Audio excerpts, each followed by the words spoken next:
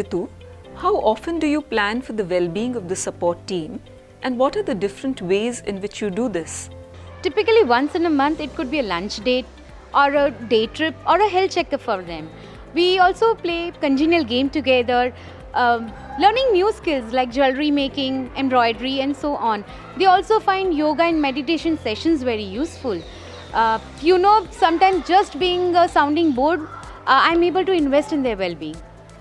What are the 3 things that you do to ensure that the support team feels welcome on campus every single day? First and most important thing, I greet them early in the morning and ensure that all the students call them with their name rather than giving just as a Ben or Didi on our campus. Next, that I have a conversation with them about their family, who their children are, what their spouses are doing. So this gives them a feel that I know them as a person, not just a team member in our campus. Thirdly, I hug them more often. Skin has a memory. You have heard that people forget what you said, what you did for them, but they will always remember how you made them feel. Through the year, what are the other ways in which you ensure that the support team is included in the ecosystem? In Riverside, we have a lot of events like Artists in Residence, Sports Day, etc. These events give a lot of opportunity for them to participate. They also participate with us on the annual retreats where we eat together, have fun together, play together, and just like how a family stays together. Founders Day, where we invite them with their families on campus, so that also gives them a feel that they are part of the ecosystem. In Riverside, it is not just about teachers or students or parents. It is all inclusive of us. That is what matters.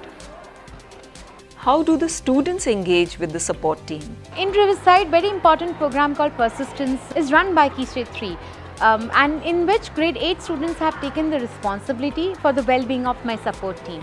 For instance, a lot of female staff are religious, and during their festivity time, our students take the in charge for the cleaning of the campus.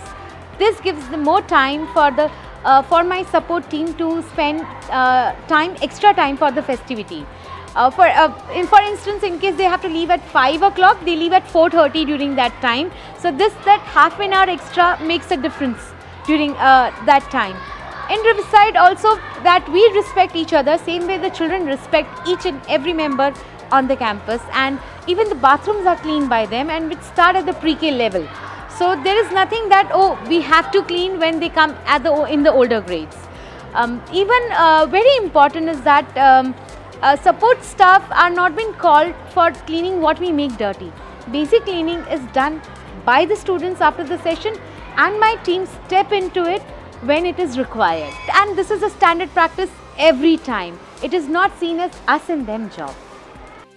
What are the typical concerns that the support team members bring to you? Beyond the work we do, they come to me for the financial advice, health issue or education issues, and take our advice in those. These conversations are really very important because otherwise it would be employer and employee relationship. We do provide interest-free basis loans to them, especially for the education and health issues. I always stand next to them whenever there is a death in the family or an illness, and in case they require me for any family issues to be present, I'm always there to support them. I'm really curious to know, how do you find time to conduct well-being activities for the team? Where there's a will, there's a way. I plan all these activities on the Saturdays when the students are not on campus. This gives me enough time to interact and spend more time with my team. Whenever we go outstation or plan a trip, if required, then only we use Sundays. Have there been times when you have timetabled for well-being activities and they have not worked out? Yes, there are times when I'm caught up during the admission time. I am not able to do the well-being activities. It may be delayed or may be cancelled, and that is something I'm working on it. When the team works late, what about their safety issues? We have given them auto service in the evening, and in case they have to work late, either they have been dropped home or nearby home, and I call and check with them whether they have reached safely or not.